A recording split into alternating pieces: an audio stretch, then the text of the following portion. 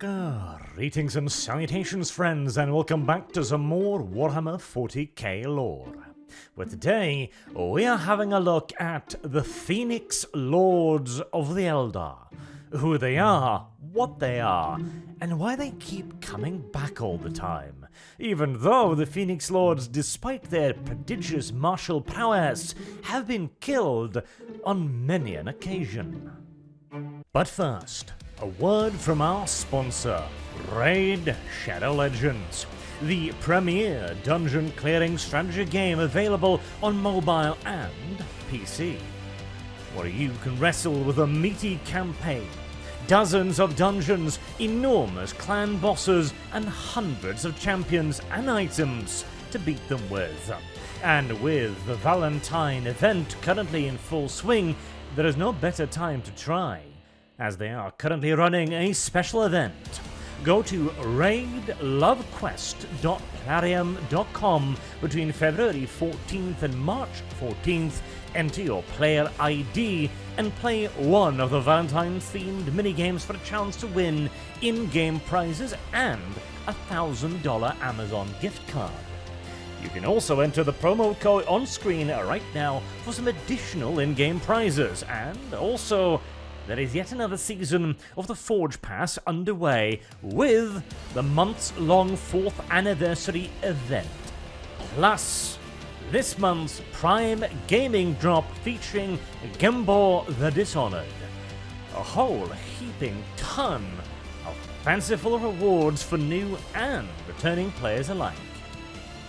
This, of course, also in addition to the recently added faction, the Sylvan Watchers, who constructed their sprawling woodland capital in the dense mistwood jungle, a patch of greenery they fiercely defend against any and all intruders.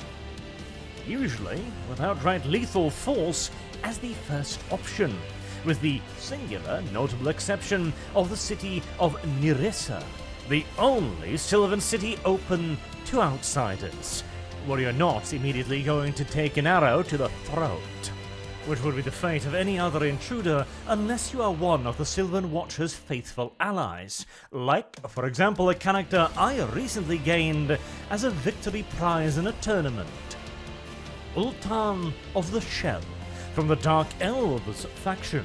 He's a stag beetle-inspired hero with a battery of supporting and defensive abilities that really shine when paired with his Sylvan Watcher partner, Oella, as the two unlock abilities and passives when they are together in the same team. A perfect example of a Valentine's couple. So check out Raid today by clicking the link in the description below or scanning the QR code on screen now to get all of this cool in-game loot as well. Mind you, for new players only, and the first time you log into the game, you can find your rewards right here in the inbox. And now, on with the lore. So, Phoenix Lords. Let's begin with what even a Phoenix Lord is and where they come from. The very first Phoenix Lord was the legendary de facto father of the modern-day Eldar military, Azurman. He himself was not a warrior born at all. He was a simple civilian during the glory days of the Eldar. But during the cataclysmic events of the Fall and the birth of Slanesh, he and a few scattered survivors managed to somehow stay alive on the shattered and now remarkably inhospitable worlds of the old Eldar Empire, infested by demons. Initially, Azurman Elathin, as he was then known, simply hid. He stayed in an Eldar temple, which somehow possessed enough energy to keep the demons at bay, eking out a meager existence for years and years and years. Until the crushing despair and hopelessness of his situation had him contemplating ending his own life. He hadn't seen another true Eldar for who even knows how long. The only world outside the shattered temple was infested by demons and twisted kinsmen, who didn't seem to be all that interested in worshipping the old gods anymore. Seeing no way out of his predicament, he was getting ready to hang himself there in the dark, broken remnants of his people's once holy place. But before he could go through with it, he was interrupted by a child, a small girl, an Eldar girl, who introduced herself as Ferethil. She didn't look much better than Ilathin at that point, a little wild child, all covered in scabs and bruises, and clearly not particularly well looked after. Ilathin must have assumed she too was a desperate survivor who had somehow managed to live and had now found him. He was not particularly fond of her initially, however, as he must have seen her as a reminder of everything that had been lost, a breathing, talking memento of a world long lost, an aching memory of innocence.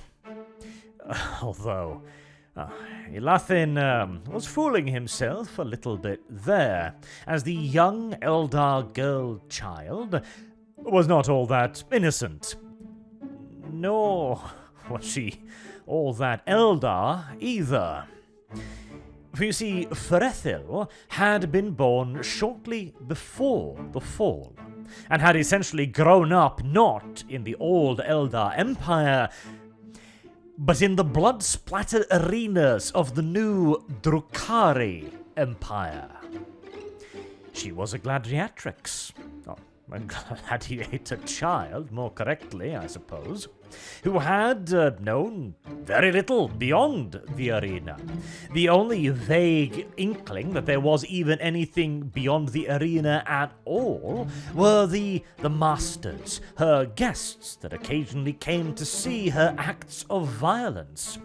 Though it turned out that as the blood sports grew ever more inventive, the actions of a mere child no longer pleased the masters quite as much as before, and she turned into little more than a garbage chute, a disposal device for prisoners and low-ranking criminals, a D-list side event. And with nobody watching, well, there was nobody keeping her in her cage.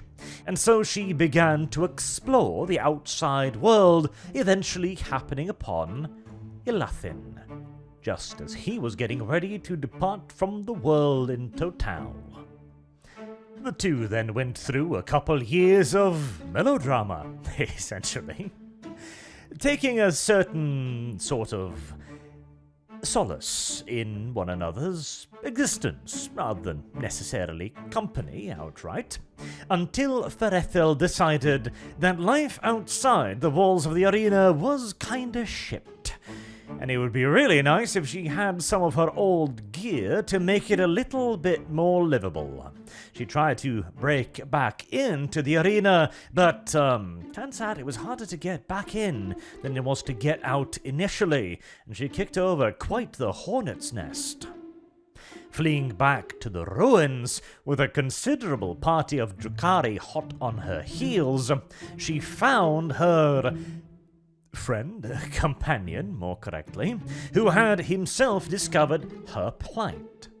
However, Ilathin, as mentioned, had never been a warrior, and the idea of taking on a whole band of his not quite kin to save someone he didn't really know and cared about in a very complex way wasn't particularly enticing. He needed some courage, and he found it by taking up the aspect of the Eldar King of the Gods, Azurian, thus in the process renaming himself from Ilathin to Azurman. Together, he and Ferethil fought off her pursuers, eventually stealing their craft and escaping the world altogether. After the action, he introduced himself for the first time to the young Eldar girl that had prevented his suicide several years ago, and his name was Azurman. Together, the two would travel through the Eldar webways until they happened across a small, dead and barren planetoid body, where they would create their home for the time being, which would eventually become a rather permanent one. The very first Aspect Warrior Shrine on a world also named in honor of the Eldar King of the Gods, as the planet became known as Asur. There, the young girl became Jane Zar, Azurman's very first disciple, as the two recognized that the world had changed a lot. And if the Eldar were going to have any hope of surviving in it, they were going to need to learn how to fight. And so they discovered other like-minded individuals and formed the first warrior clan, sort of, I suppose we should call them, of the Eldar, their first professional fighter lodge, as they were, of course, at the time, not yet known as Aspect Warriors, as the idea of taking on an aspect of a deity in order to wage war had, well, just straight up not been invented yet. Assortment had done so more as an act of transformation and courage, and certainly not as some form of organized doctrine or anything like that. But, obviously, that was going to need to be created. And so, Azurman and Jane Zar created the Azuria Warriors that would eventually spread across the scattered craft worlds of the surviving Eldar. Eventually, there would come to be several disciples of Azurman: Baharoth, Fuegan, Maugan-Ra, Karandras, and Irilith, which would each come to personify and perfect an aspect of the Eldar god of war, Kaela Menashe Kane, and become specialists in their art form. They would then spread across out from their home world of Azur to the countless scattered craft worlds where they would establish shrines and teach others their knowledge and skills, creating the dire Avengers in the aspect of Azurman, the howling banshees in that of Jane Zar, the swooping hawks in that of Baharoth, the fire dragons in the aspect of Fuegan. The Dark Reapers would become Maugan-Ra's creation. Karandros would create the Striking Scorpions, and Irilith the Shadow Spectres. Of course, one master cannot teach every school, and so they created the Exarchs from those students that seemed to possess particular promise. They were given control of the various shrines and entrusted with the task of raising new generations of warriors. Now, of course, ideally, these shrines would learn to work together, to operate as a greater part of a whole, so as to allow the Eldar's way of flowing warfare to function at its utmost efficiency, as no singular aspect could provide every solution to every problem. And, by and large, this is how the Eldar war machine works, although, of course, certain aspects became far more popular on certain craft worlds rather than others, with some embracing the call of the Howling Banshee to a far greater degree than that of the Striking Scorpion, or the Swooping Hawks far more than the Fire Dragons, etc., etc. And of course, by far the most popular of all the shrines is that of the Dire Avenger, Assurman's own shrine, as he travelled to more craft worlds than any other Phoenix Lord, spreading his own personal idea of how to fight to more than any other of the teachers. But this does seem like a bit of a fragile system, does it not? If all of your doctrine is based on singular individuals, what happens when those individuals eventually die, as all things that live must eventually do? At the end of the day, the Eldar are near immortal, but they are not actually immortal. They are not gods, and they can be slain by violence like all other creatures. And seeing as their entire life's calling is violence, you'd think that the ranks of the Phoenix Lords would grow thin awfully quickly. Well, as mentioned, all things that live must die. But the Phoenix Lords might no longer be alive in the strictest sense of the word, as through some mystical rite, their souls have become bonded with their regalia, their armor and weaponry, to the point that even should a Phoenix Lord be slain, and many of them have countless times over the millennia, then whomsoever puts on the armor next, and is deemed worthy by the spirits residing within it, will become the next incarnation of that Phoenix Lord. And by that I do not simply mean that they take up the title and thus become the character, they literally become Azurman, or Jainzar, or Baharoth. They take on their memories, their skills, and their particular aspect in total, as if the original wielder had been simply reborn into a new body. Thus, their legacy will continue essentially forever. And interestingly enough, this process is something that appears to be recreatable. Now, of course, the Eldar always use their soul stones to make sure that when they are slain, their spirits do not go crawling off into the warp to be devoured by she who thirsts. So they already have the technology to bind souls to certain items. But with the Phoenix Lords, we see several examples of Phoenix Lords that have risen quite late. Like Drazanta, for example, the Phoenix Lord of the Shining Spears. Or Amon Harakath, the Phoenix Lord of the Eagle aspect. There are even some Phoenix Lords that we don't even know about.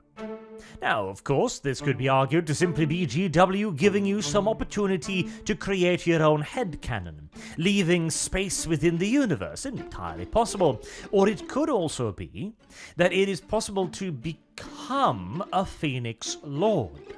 For surely the various aspects that already exist do not encompass the entirety of combat in and of itself. You have, for example, already varying specialties within the current aspect warriors. The Howling Banshees and Striking Scorpions, for example, at the end of the day do much the same thing, in that they engage the enemy in close quarters combat and cut them down.